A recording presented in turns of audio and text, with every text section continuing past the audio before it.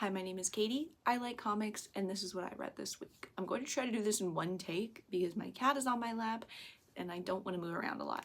Okay, so starting out with the Ultimates issue 18.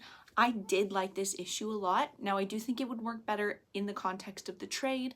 It was just a full rallying cry from Iron Man, telling the people of the world that the Maker was manipulating them and they needed to rise up against him.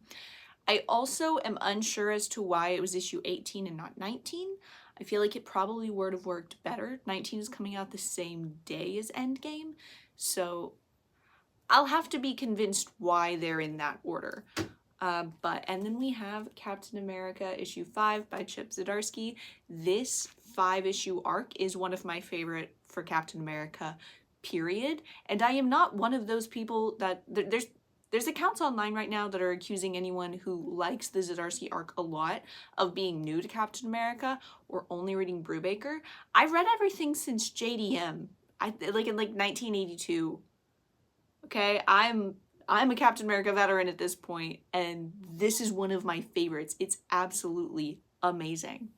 Okay, and as far as Star Wars reading goes, I am on the final book of the first era of the High Republic. I have finished Convergence, The Battle of Jeddah, and Cataclysm. For some reason, the novel's timeline doesn't have the young readers or the YA on it. Like, I get that that would be very long, but they are also extremely important to the reading timeline. So right now, I am on Path of Vengeance.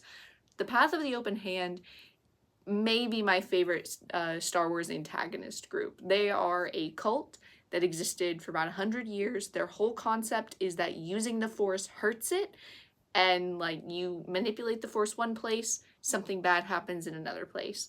And then recently they were overtaken by this woman who calls herself the Mother, and I do not know what her like intentions are, and I'm really excited for this book to tell me that.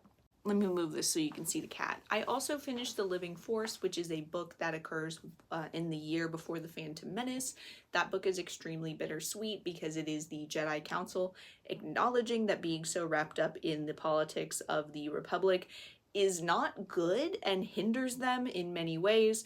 But of course, if you know anything about Star Wars, you know this doesn't actually teach them anything, and most of the people in that book will be dead in a decade. Like, by the time Revenge of the Sith happens, only Obi-Wan and Yoda are left alive, and Obi-Wan is a Padawan in this book.